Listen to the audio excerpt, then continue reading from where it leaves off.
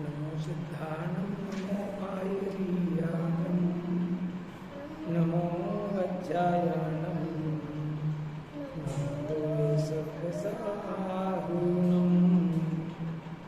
नमीऊणजिणं वीरम् अनन्तवर्णानदंसणसहावं वोक्षामिणियमसारं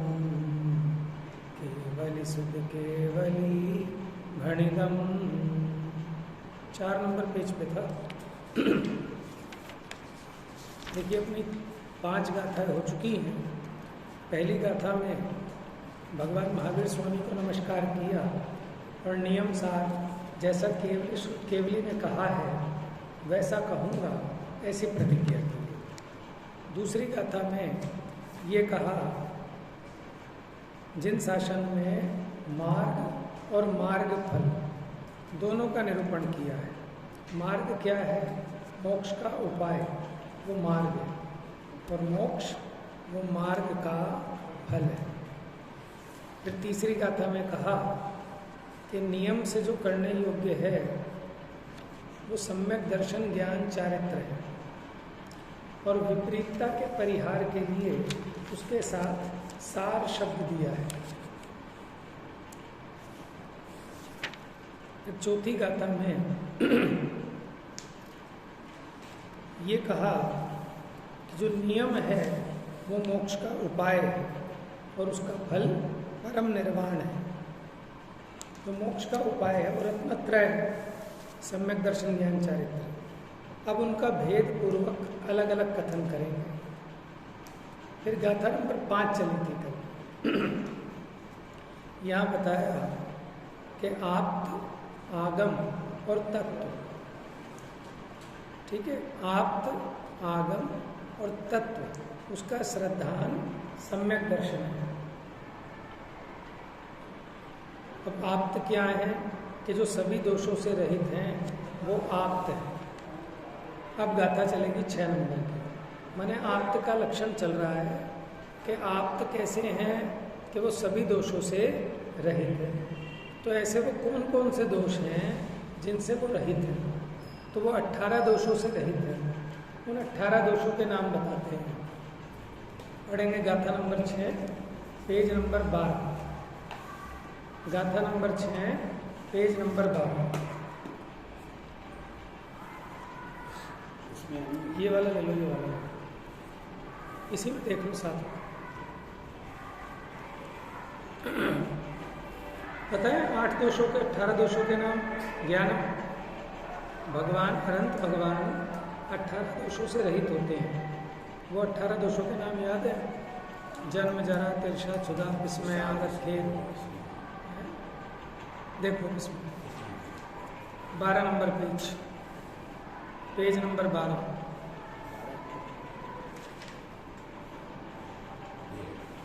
ठीक है, गाथा पढ़ेंगे ऊपर। प्राकृत गाथा। छुहतण भीरु रोसो रागो मोह चिंता जरा रुजा मिच्छु सेदम खेद मदोरई विमीहयनिता जणु वेगो है दोष 18 कहे रति मोह चिंता मत जरा भय दोष राग रुजन्म नेत्रा। ये 18 दोषों से रहित होते हैं अनंत परमात्मा, यानी आप्त सकल दोषों से रहित होते हैं। तो ये बता रहे हैं ऐसे कौन से दोष हैं जिनसे वो रहित हैं। तो देखो 18 दोषों के नाम। क्षुधा। क्षुधा माने क्या होता है? भूख, तृषा, प्यास, भय, डर। अब ये देखना ये दोष हम में है कि नहीं है। क्षुधा लगती है अपने को, ये गुण है कि दोष है?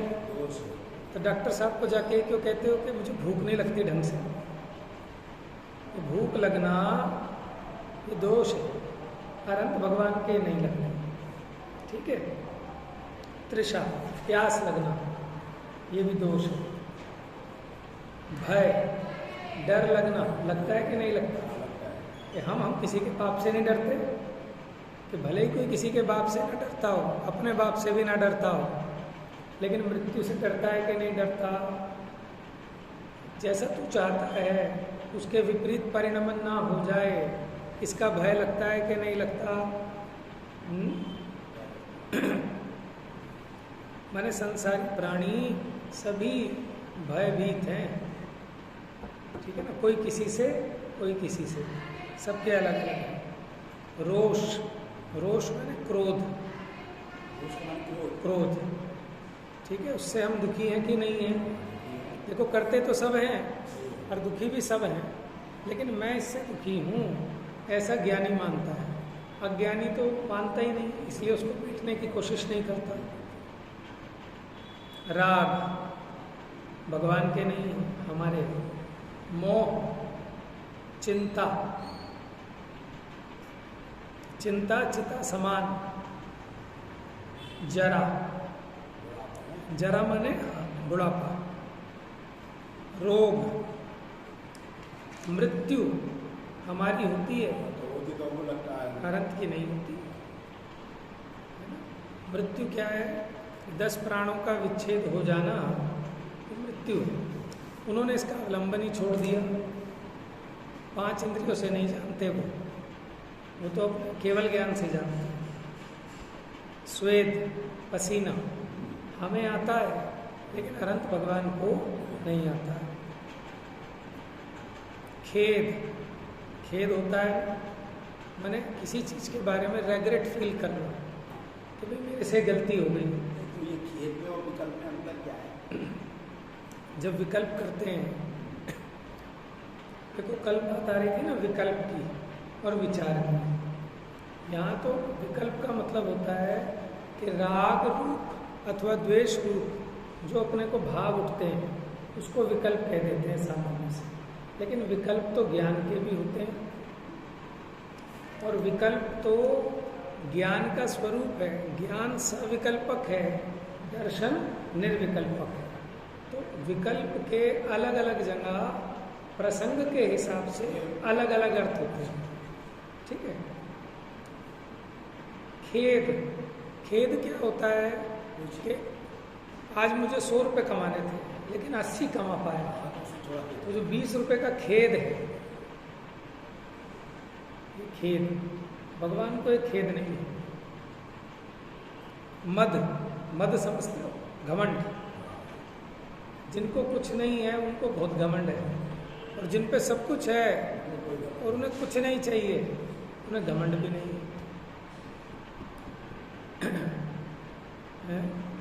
रति, रति माने किसी चीज में भला मानकर उसमें रमना, वो रति है।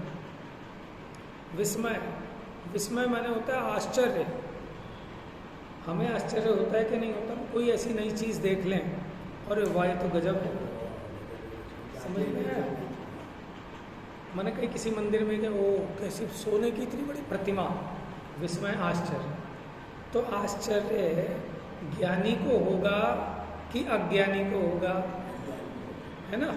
और केवल ज्ञानी ने अपने ज्ञान में सब जान लिया, कुछ ऐसा बाकी नहीं रहा कि जिसको और ये तो मेरे को पता ही नहीं था, उन्हें तो सब जानने में आ रहा है, इसलिए उनको आश्चर्य नहीं होता, विस्मय नहीं होता। इसका मतलब विस्मय करना ये दुख है या ज्ञानता का प्रतीक है।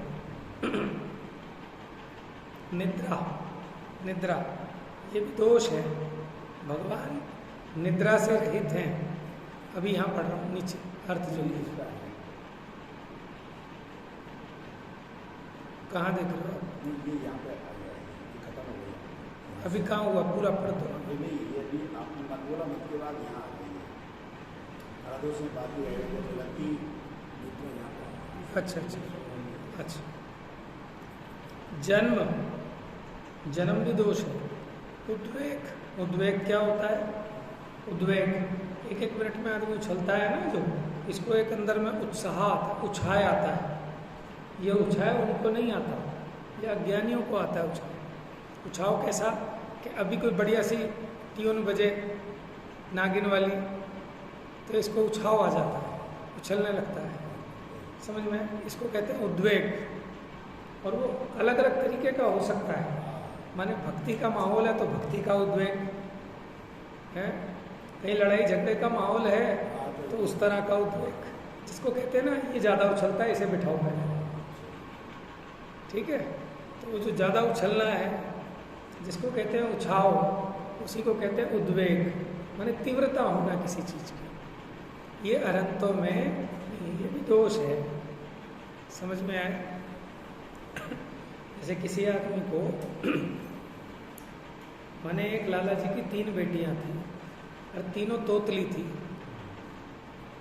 तो लड़के वाले देखने आए कि जी 3 है, देख लेना जो पसंद आए। इन तीनों की शादी नहीं हो रही थी। तो उनने तीनों को समझाया, कुछ नहीं बोलना, चुप रहना, ठीक है। और जितना पूछे बस हाँ और नहीं, और कुछ नहीं तो पता लग जाएगा तोतली हो। समझ में आया? बहुत देर तक बातें चलती रही, वो तो हाँ ना, हाँ और ना। इतने में वहाँ से एक चूहा निकला, चूहा। तो एक चलाई तुआ तुआ तुआ तुआ, दूसरी बोली दे बोल दे। दूसरी ने क्या कहा कि बोल पड़ी, ये बोल पड़ी, ये बोल पड़ी, ठीक है। उनने कहा तू भी इतने तत्तल में बोल पड़ी। तीसरी ने कहा कि तू भी इसके चक्कर में बोल पड़ी। ये है उद्वेग। क्या है? उद्वेग। जैसे हमने कोई बात आपसे पूछी, आपसे पूछ रहे हैं हम और बीच में जवाब दे दे, इसे कहते हैं उद्वेग, तीव्रता। चैन नहीं है, बेचैन। समझ? इतना समझाया शांति से। अब वो एक बोल गया, दूसरा भी बोल रहा, उसके पीछे तीसरा भी। अपने ऊपर कंट्रोल ना रहना, किसी भी चीज़ में समझाते समझाते भी घुस जाना, ठीक है ना। तीव्रता का भाव, ये उद्वेग है, ये दोष है। अरहंतों के ये दोष नहीं।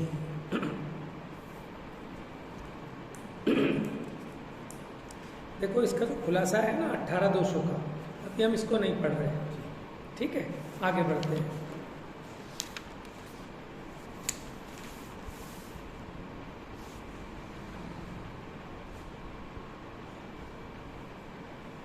तो यानी आप्त का लक्षण बता दिया। आप्त कैसे हैं? सकल दोषों से रहित वो आप्त है, यानी अनंत परमात्मा।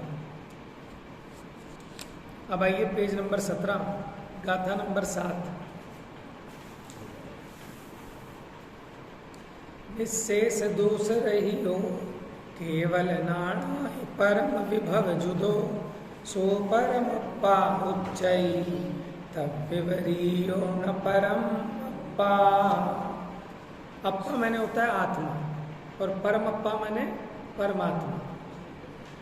अप्पा मैंने आत्मा और परम अप्पा मैंने परमात्मा। देखो हिंदी। सब दोष रहित अनंत ज्ञान दृगादि परम विभवमयी परमात्म है वह, किंतु तद विपरीत परमात्मा नहीं। निःशेष, निःशेष मैंने होते पूरी तरह कंप्लीट, शेष मैंने बाकी, और निःशेष मैंने कुछ भी बाकी ना रहे। दोष से जो रहित हैं, माने सारे दोषों से जो रहित हैं, और केवल ज्ञान आदि परम वैभव से संयुक्त हैं, वह परमात्मा कहलाता है। कौन कहलाता है? परमात्मा के सारे दोषों से रहित और केवल ज्ञान आदि जो आत्मा का वैभव है उससे सहित, ठीक है। अब आपका वैभव क्या है? देखो, माने हम दुनिया में बढ़िया कपड़ा पहनते हैं, क्यों? क्या दिखाने के लिए? गूंज रही है कुछ, तो माइक क्लियर नहीं है, कुछ मेरा भी माइक खराब है। चल थोड़ा दूर कर, सही आएगी। देखो, माने हम बढ़िया कपड़ा पहनना चाहते हैं। क्यों क्यों पहनना चाहते हैं बढ़िया कपड़ा? तो बढ़िया वाला तो हो गया दिखाने के लिए, वैसे ठंड लगने वाली वो चीज हो गई अलग। हाँ, देखो कपड़ा पहनने का प्रयोजन क्या है? सर्दी गर्मी बरसात से बचना है ना। गर्मी में गर्मी के अनुकूल, सर्दी में सर्दी के अनुकूल, बारिश में बारिश के अनुकूल, ये प्रयोजन है। साफ सुथरा होना चाहिए, मैला नहीं होना चाहिए, ठीक है। लेकिन उसमें ये डिज़ाइन होने चाहिए, ये कलर होना चाहिए, ये कॉम्बिनेशन होना चाहिए, इस तरह सिलाई होनी चाहिए। ये काहे के लिए है? और फिर ऐसा सिलो कि जो किसी दूसरे के पास ना हो आज तक। क्यों? कि इससे पता चलेगा कि क्या हमारे वैभव का कि कुछ स्पेशल हटके हैं, ठीक है। खाली यही नहीं, माने चश्मा पहनेंगे, चश्मा काहे के लिए पहनना है? कि क्लियर दिखे, उसके लिए तो लेंस का काम है। लेकिन सारी मशक्क़त जो उसका फ्रेम है शीशे का, उसको छांटने में करनी पड़ती है 1 घंटा। चश्मा सेलेक्ट करने में क्या सेलेक्ट करना है? डॉक्टर ने नंबर दिया है, उस नंबर का बनना है। चश्मे के सिलेक्शन की ज़रूरत ही नहीं है, गुंजाइश नहीं है। सिलेक्शन तो हमें चाहिए फ्रेम का, और उसमें हम घंटा लगाते हैं, उसी में अंतर है। डॉक्टर सस्ता भी दे रहा है, पहले लगा के वो तो रंग लगाओ, पहले लगाओ, 100 रुपये का भी है, मैंने 1 लाख का भी है। ये काहे के लिए है? कि हम अपना वैभव दिखाना चाहते हैं, ठीक है। गाड़ी 4 लाख वाली भी है और 4 करोड़ वाली भी है, ठीक है ना।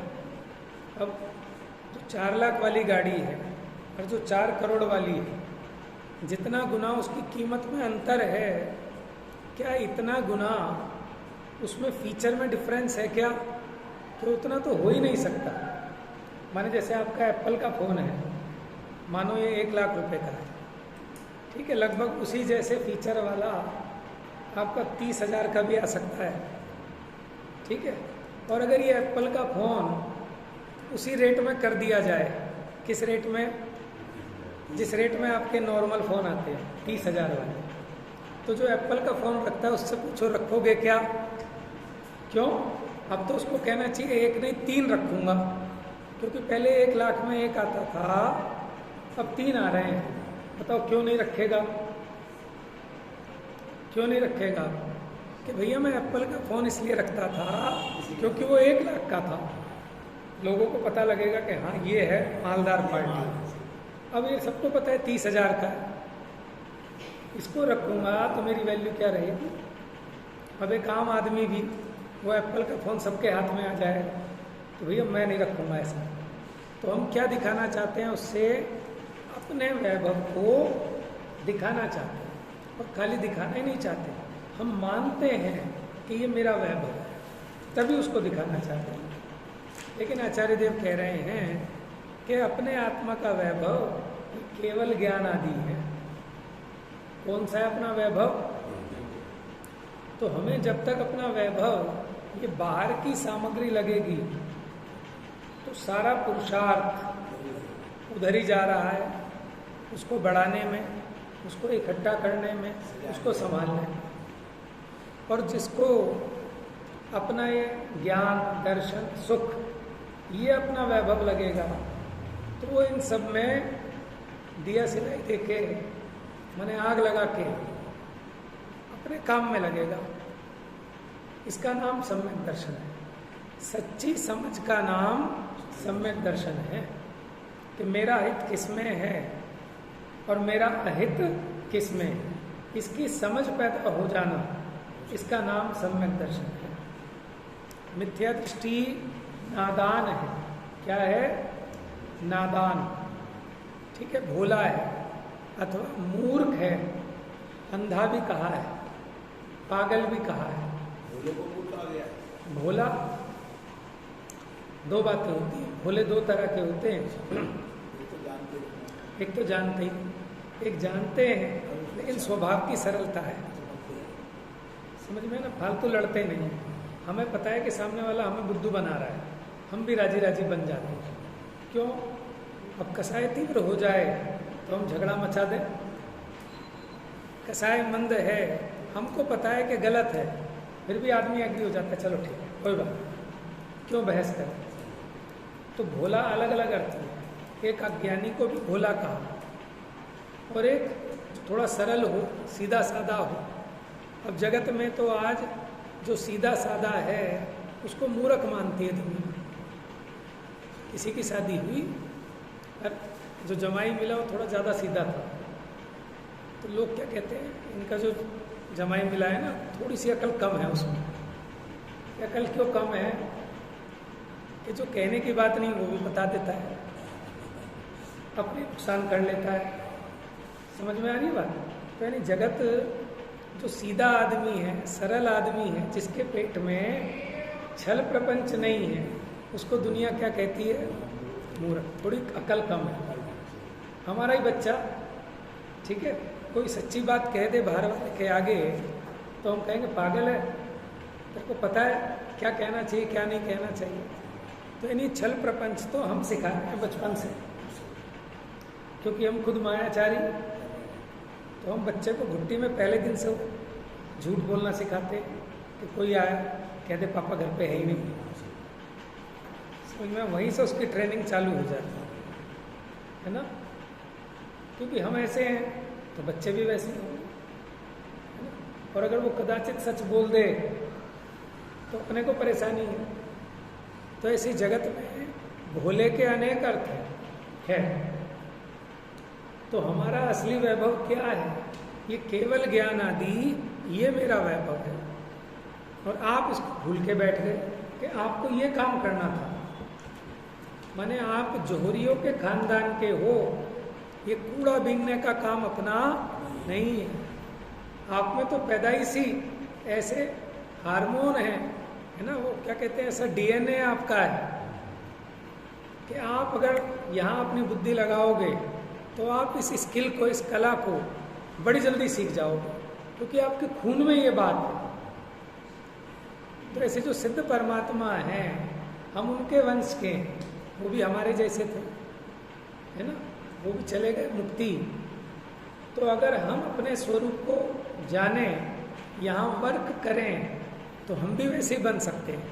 ये अपने को पता ही नहीं, सुन भी लिया तो इसकी श्रद्धा नहीं आ रही, और श्रद्धा आ जाए कि हाँ मैं ऐसा कर सकता हूँ, इसी का नाम सम्यक, उसका मोक्ष मार्ग प्रारंभ हो जाएगा।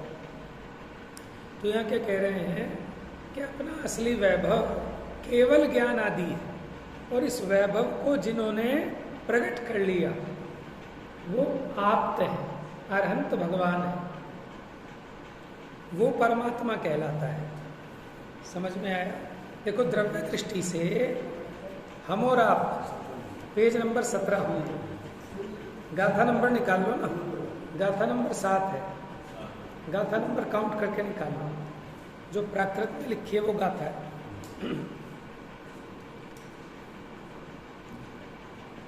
तो ये बताओ हम परमात्मा हैं कि नहीं? अच्छा है, सही बात है, लेकिन अब बताओ कैसे हो, अपेक्षा बताओ। उस मार्ग पर चलने के बन जाए। देखो बात सही है, लेकिन अपने को उसकी भाव वासना होनी चाहिए। परमात्मा दुखी होते हैं कि सुखी होते हैं? आप दुखी हो कि सुखी हो, एक ही लक्षण पकड़ लो, बाकी तो चलो बात की बात है। पहला तो परमात्मा सुखी होते हैं कि दुखी होते हैं? अब ईमानदारी से अपने कलेजे पे हाथ रख के विचारना कि हम सुखी हैं कि दुखी हैं? और हम कहते हैं मैं सुख का पिंड हूँ, मैं ज्ञान का सागर हूँ। ज्ञान के सागर हो तो ज्ञान के सागर को किताब पढ़ने की जरूरत नहीं है। सुख का खजाना है, अगर कोई सुख का पिंड है, उसको भोजन की जरूरत नहीं, घूमने फिरने की जरूरत नहीं, एसी पंखे कूलर की जरूरत। ये तो दुखी का लक्षण है कि अगर आप दुखी हो तभी तो आप उपचार कर रहे हो। समझ में?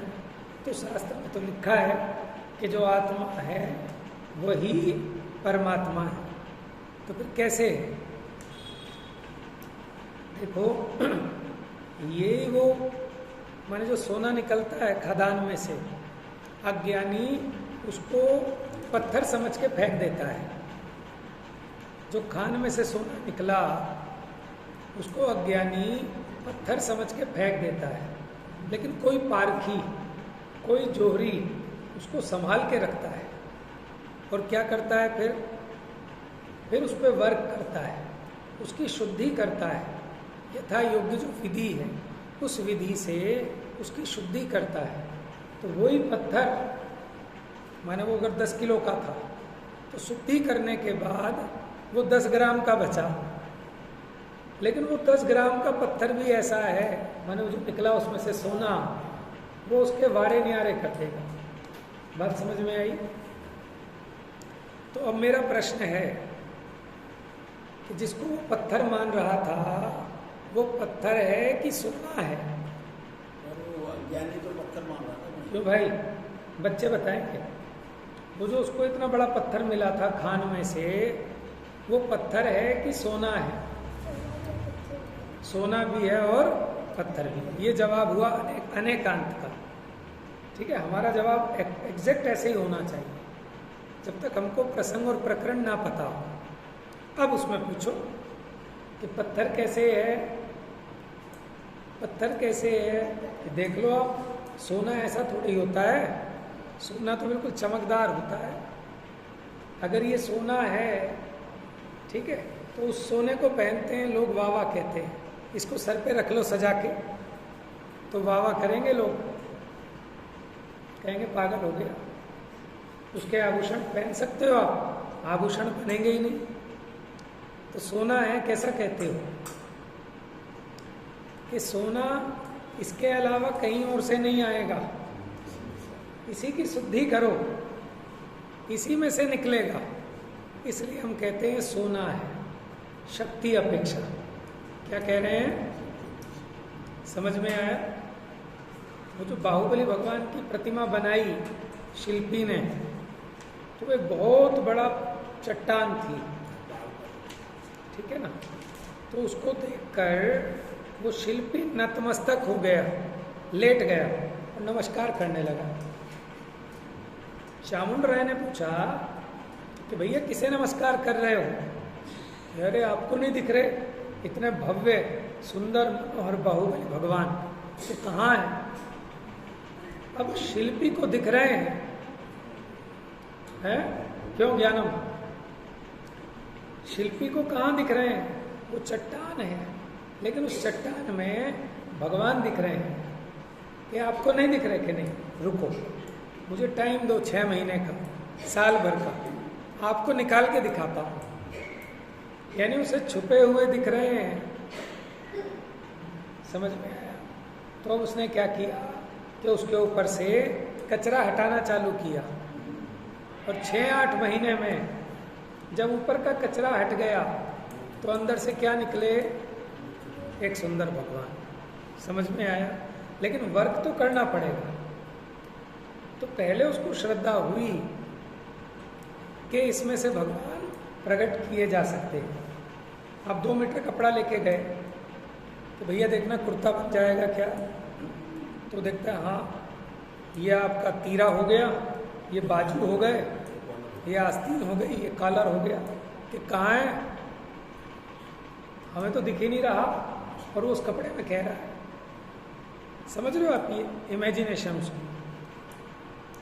अब ये उसको दिखता है तभी उसमें से कुर्ता बना पाता है। अगर ये ना दिखे तो बन ही नहीं पाएगा। उस चट्टान में उसको भगवान ना दिखे तो छेनी कैसे चलाएगा? समझ में आया? हम भी, मैंने बच्चा अगर कोई दर्जी के देख के ऐसे जहाँ मर्जी से काटना चालू कर दे तो बनेगा कुर्ता है? उसी प्रकार माने वो ये आत्मा में से परमात्मा बनेगा, लेकिन वो परमात्मा पहले दिखेगा, उसकी श्रद्धा होगी। अब दिखेगा कहाँ? कि यहाँ बाद में दिखेगा। पहले जो प्रकट परमात्मा है उसको तुमने देखा हो। समझ में आया? साक्षात परमात्मा जो व्यक्त परमात्मा है, आपने अगर उन्हें देखा है, ठीक है, तो वो था ना सिद्धत्व के कारण साध्य जो परमात्मा, उसके प्रति छंद के स्थान पर है। कौन है? ये शुद्धात्मा। तो सिद्ध भगवान ये शुद्धात्मा की पहचान कराने वाले हैं। माने अभी ये शुद्धात्मा तो प्रकट नहीं है, लेकिन जब ये प्रकट होगा तो कैसा होगा कि सिद्ध भगवान जैसा हो। तो उनको देखकर अपने इसको शुद्ध करना है। तो ये परमात्मा है तो द्रव्य दृष्टि से परमात्मा है, लेकिन ये मानकर बैठ जाए, ठीक है ना, और अपने परमात्मा स्वरूप को प्रकट ना करे तो परमात्मा होने का लाभ नहीं मिलेगा। समझ में आया? और बाजार से घिया लेके आए, वो सब्जी है कि नहीं है? जो घिया लेके आए आप, वो सब्जी है या नहीं है? तो खा लो उसको ऐसे। समझ में आया? तो उसी से सब्जी बनेगी, है ना? उसमें ऐसी योग्यता है, उसके अलावा नहीं बनेगी। मैं सब्जी उस सेंस में कह रहा हूँ कि जिसको खाया जाए, है ना, रोटी के साथ, हम उसे सब्जी अथवा साग कह लो, ठीक है। लेकिन किस लिए कह रहे हैं कि इसी की बनेगी, लेकिन जब तक नहीं बनाओगे तो लाभ होने वाला नहीं।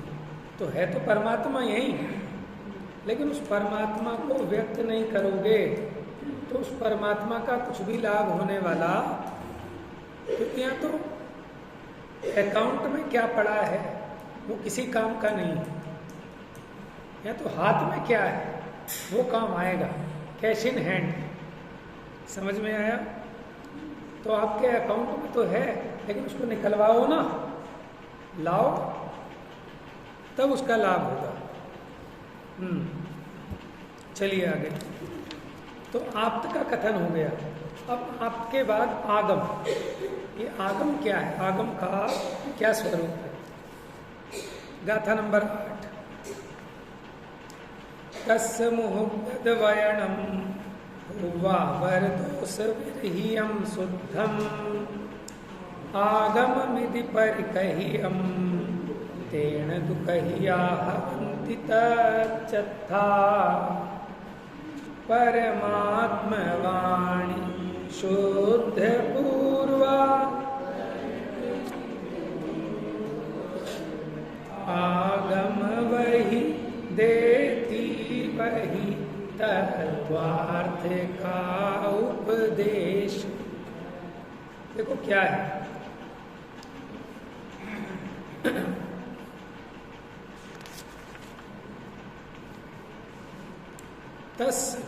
तस मने उनके, मुहुगद वयण मुख, ठीक है, मुख उद्दत, वयण माने वचन, उनके मुख से उद्दत वचन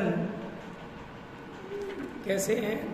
पूर्वा पर यानी पीछे और आगे, दोष रहितम, पूर्वा पर सब दोष रहित है।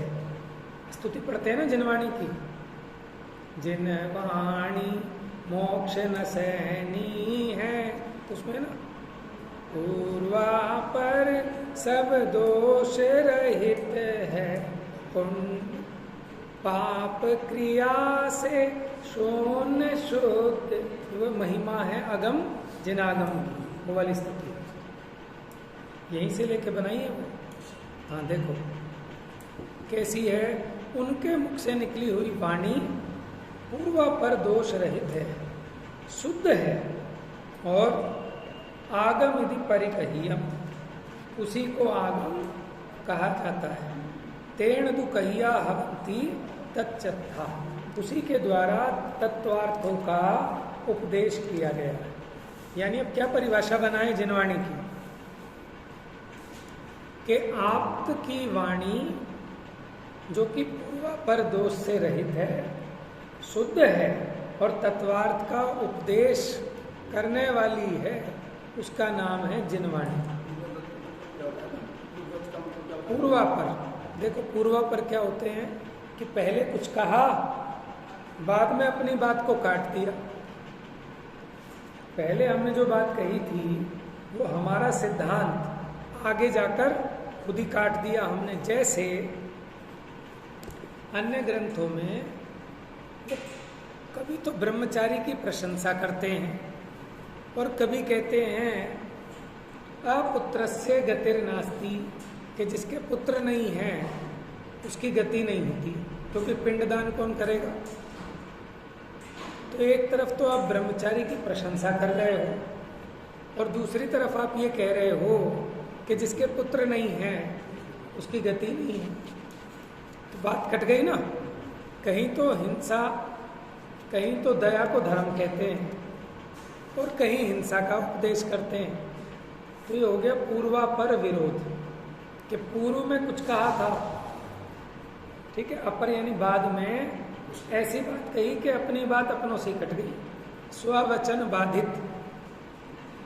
जैसे माता में बंध्या, मेरी माँ बांझ है, क्या कहा, ये स्ववचन बाधित है कि अपनी बात से अपनी बात कट गई।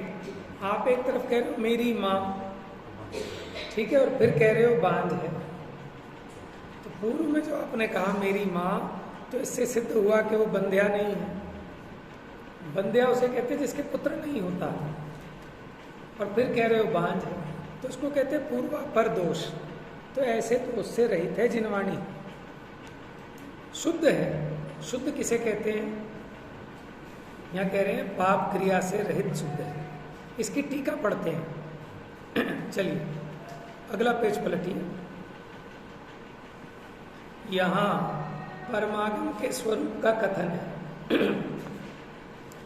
परमेश्वर के मुख कमल से निकली हुई वाणी चतुर्वचन रचना, कल भी ये शब्द आया, चतुर्वचन रचना। चतुर्वचन रचना का विस्तार जो कि पूर्वापर दोष रहित है, और उन भगवान को, ये टीका है, गाथा नंबर 8 की टीका। और उन भगवान को राग का अभाव होने से, क्योंकि भगवान को राग नहीं है, पाप सूत्र की भांति हिंसादि पाप क्रिया शून्य होने से शुद्ध है। क्योंकि इस जिनवाणी में कहीं भी पाप का उपदेश नहीं है, हिंसा का उपदेश नहीं। अन्य के ग्रंथों में देखोगे तो वहाँ आपको हिंसा का उपदेश है कि कोई किसी का पाप नहीं है, कोई किसी का भाई नहीं है, सब अपने अपने कर्म के उदय से जीते और मरते हैं, और देह से आत्मा भिन्न है। आत्मा अजर अमर है, इसलिए उठा तो तीर कमान और चला दे, अपना कर्म कर, फल की चिंता मत कर। तो काय का उपदेश दिया,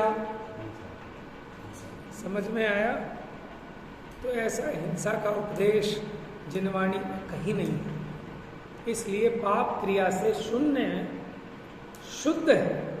शुद्ध का अर्थ यहाँ क्या किया कि हिंसादि पाप क्रिया से रहित, उसका नाम है शुद्ध। समझ में। जो बिस्लरी का पानी है वो शुद्ध है कि अशुद्ध, बच्चे बताएंगे बस। हाँ बेटा बताओ, जो बिस्लरी वाटर है वो शुद्ध है कि अशुद्ध? अशुद्ध है, क्यों? शुद्ध भी अशुद्ध भी है, बताओ कैसे है शुद्ध?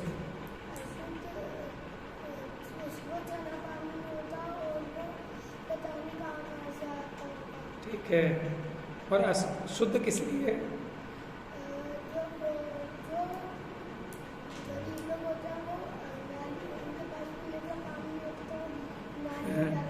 देखो ऐसा है, ये अच्छी बात है, हमें हर चीज को एक अपने माइंड को खोल कर, है ना, हर अपेक्षा से सोचना चाहिए।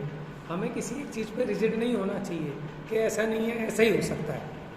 अगर हमने कला सीख ली, माने स्यादवाद की, अनेकांतवाद की, तो जिंदगी में कहीं कभी भी, चाहे लौकिक में हो अलौकिक में हो, कहीं पर भी आप फेल नहीं हो सकते।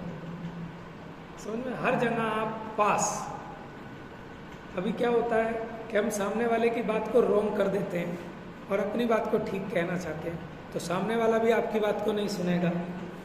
हाँ, कि आपने कहा सो ठीक, परंतु हमारी अपेक्षा ये है, तो हर कोई सुनेगा। टोडरमल जी की भी यही स्टाइल है। ठीक है, जो बिस्लरी का वाटर है तो हमारे लिए अशुद्ध है, क्योंकि पाप क्रिया से रहित नहीं है, हिंसा से रहित नहीं है, उसमें जीवों का घात होता है, दया नहीं पली, हमने छलने से नहीं बचाया जीवों को, इसलिए अशुद्ध है। लेकिन बेचारे गरीब आदमी जिनके पास पीने को पानी नहीं है, गंदा नाली का जैसा जो पानी मिल रहा है वो पी रहे हैं, उसके लिए तो शुद्ध है, समझ में। और लौकिक जो लोग हैं कि बैक्टीरिया से रहित है इसलिए शुद्ध लगता है, लेकिन हमारे यहाँ तो ये है कि हिंसा से रहित वो शुद्ध है। क्या कहा? हिंसा से रहित वो शुद्ध है, लेकिन उसमें हिंसा तो हुई ना बिस्लरी वाटर में। जितने जीव थे उनकी दया थोड़ी ना पली, वो तो उस पानी को उन्होंने वो प्लांट में डाल के हीट किया, फिर उसको ठंडा किया, सारे जीव मर गए। उसके बाद छानते हैं, है ना, फिल्टर करते हैं उसको। हम तो क्या करते हैं कि पहले जीवों को निकाला, उसके बाद उबालते हैं। और कई लोगों को हमने देखा उबालते हैं तो फिर गंदगी आ जाती है ना, इसलिए छानते हैं, मिट्टी को अलग करने के लिए। अच्छा,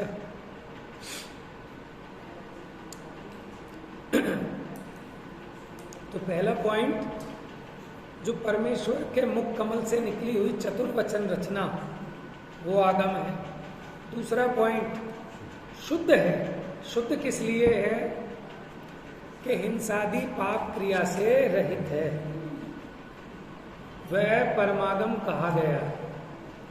उस परमागम ने कि जो भव्यों को कर्ण रूपी अंजुलि पुट से पीने योग्य, जैसे कोई प्यासा हो वो अंजुलि से पानी पीता है, तो ऐसे अंजुलि तो हुए आपके कान, ये ऐसा अमृत है जो कर्ण रूपी अंजलि पुट से पीने योग्य। जिनवाणी रूपी अमृत काहे से पीना है? कानों से। समझ में? कानों से सुनेंगे।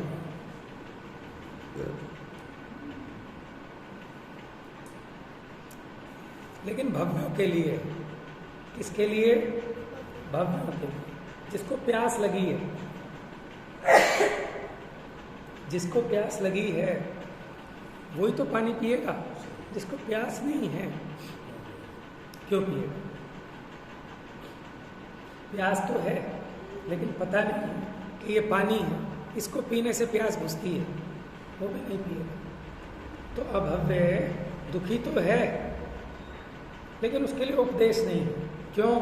कि उसकी होनहारी ऐसी है। भव्य के लिए उपदेश है। जो मुक्ति सुंदरी के मुख का दर्पण है। क्या कह रहे हैं? मुक्ति सुंदरी के मुख का दर्पण है। ये सब भजनों में डाला है। कौन सा भजन है?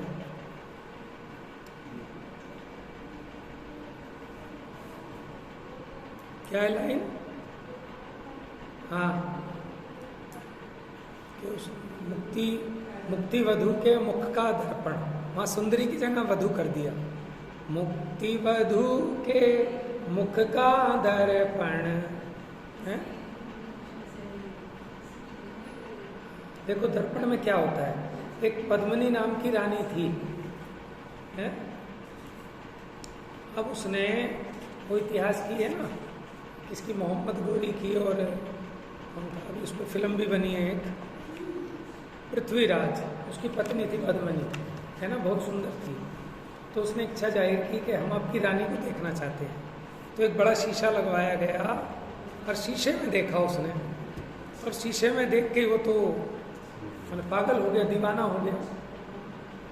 ठीक है, मुझे सिर्फ उदाहरण में समझाना है कि जैसे उस दर्पण में उसने उस सुंदरी का मुख देखा, अभी साक्षात नहीं देखा लेकिन दर्पण में देखा तो ही दीवाना हो गया। तो ऐसे मुक्ति सुंदरी साक्षात तो जब मिलेगी तब मिलेगी, लेकिन अगर अभी भी उस मुक्ति वधु का दर्शन करना है तो उसका दर्शन कराने के लिए ये दर्पण है। समझ गए कैसा दर्पण? जैसे आपने अपना मुंह देखा है। किसने देखा है अपना मुंह? हाथ खड़ा करो बच्चों में से। बेटा अपना मुंह देखा है कभी? कब देखा? अभी देख के बताओ। हाँ, देखा अपना मुंह? शीशे में देखा तो शीशा देखा ना, शीशे को देखा है। अपना मुंह कैसे किसने देखा? नहीं देख सकते, लेकिन उसका उपाय है, युक्ति है। अभी आप मैंने केवल ज्ञान में जो जाने गए पदार्थ हैं उनको नहीं जान पा रहे, लेकिन उसको दिखाने के लिए भी, जैसे वो जादूगर के पास एक गोला होता था, जादू का गोला है ना, और वो उसमें देखता था कहाँ क्या हो रहा है। ऐसे हमारे पास ये जादुई दर्पण है, इसमें तीनों लोकों में आलोक का स्वरूप, लोक का स्वरूप, आत्मा का स्वरूप, उसके अनंत गुण पर्यायों का स्वरूप आप अपने इस ज्ञान से नहीं देख सकते, लेकिन ये दिव्य ध्वनि उन सबको दिखाने में समर्थ है। बात समझ में आ रही? ऐसा दर्पण है। कौन? ये परमागम। परमागम क्या है कि भगवान की जो दिव्य ध्वनि आई, उस दिव्य ध्वनि में जो तत्वार्थों का उपदेश आया, ये सब परमागम। बात समझ में आ रही है आपको? इतने अलंकार लगा लगा के समझाया, और अलंकार नहीं है। अलंकार तो वहाँ कहते हैं कि जो उसकी शोभा को बढ़ाए, लेकिन वो स्वयं इतना उत्कृष्ट है कि अलंकार इसको कह ही नहीं सकते, बल्कि यहाँ तो गणधर भी हार गए। उनकी महिमा का वर्णन करने में गणधर भी समर्थ नहीं है, इसलिए अलंकार नहीं है। अलंकार तो उसको लागू पड़ते हैं कि कोई कम सुंदर चीज है, अब उसको कोई सुंदर चीज पहनाई तो उसकी शोभा बढ़ गई, उसको कहते हैं अलंकार। लेकिन भगवान की वाणी, उसकी ऐसी महिमा है कि वो शब्दों से कह नहीं सकते।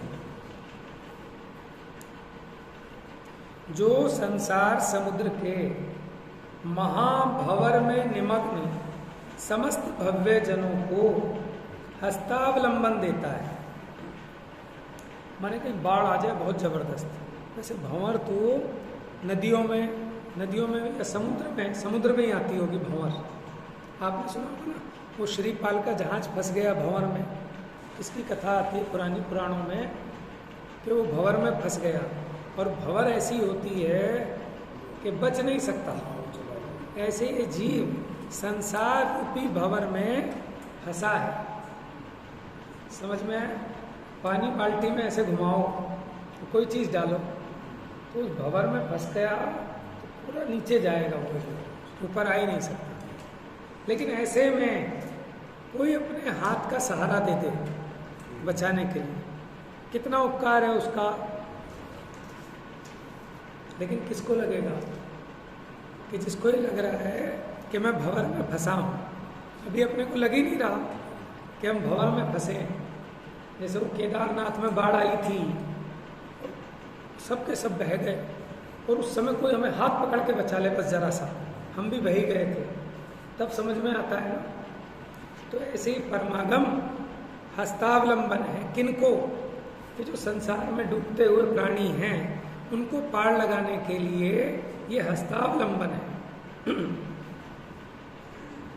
जो सहज वैराग्य रूपी महल के शिखर का, कौन सा महल? वैराग्य का महल है। वैराग्य रूपी महल के शिखर का, शिखर, और शिखर के ऊपर भी एक शिखामणि, मंदिर बनाया, मंदिर के ऊपर फिर शिखर बनाया, फिर शिखर के ऊपर आप कलश चढ़ाते हो। समझ में आया? ऐसे ही जो परमागम है, ये क्या है कि वैराग्य रूपी महल, फिर उसके शिखर का, माने जिसको उत्कृष्ट वैराग्य आया हो, और उसकी शोभा इस परमागम से। जो कभी ना देखे हुए मोक्ष महल की प्रथम सीढ़ी है। कभी ना देखे हुए, कि जीव ने आज तक मोक्ष महल नहीं देखा। अब जिसको देखना हो तो उसका पहला रास्ता ये है, क्या? कि इस परमागम का सेवन करो, इसके बिना नहीं देख पाओगे। और जो काम भोग से उत्पन्न होने वाले अप्रशस्त राग रूप अंगारों द्वारा महाक्लेश ता जग सारा, ये सब इसी के शब्द हैं। देखो, काम भोग से उत्पन्न होने वाले अप्रशस्त राग रूप अंगारों द्वारा सिकते हुए, भुट्टा सिकता है ना अंगारों पे, ऐसे ये जीव अंगारों में सिक रहा है। कैसे अंगारों में? ये राग द्वेष रूपी अंगारों में। समस्त दीन जनों के, माने जो दुखी हैं, महाक्लेश का नाश करने में समर्थ सजल मेघ हैं। सजल माने जल सहित मेघ, क्योंकि कुछ मेघ ऐसे हैं कि जो गरजते हैं पर, लेकिन हमें तो उन मेघों का लाभ है कि जिनमें जल भरा हो। तो भगवान का परमागम सजल मेघ है, माने पानी के भरे हुए बादल हैं। अब हम उस आग से सिक रहे थे और ऊपर से बादल एकदम फटा और पानी गिरा, तो सारा कलेश दूर हो गया। उसने वास्तव में 7 तत्व तथा 9 पदार्थ कहे। ऐसे उस परमागम में 7 तत्व और 9 पदार्थ कहे। अब इस दर्पण को, ठीक है ना, इस दर्पण की कितनी कीमत है, इस दर्पण को सबने ले लेना चाहिए, अपने घर में रखते हैं ना रोज।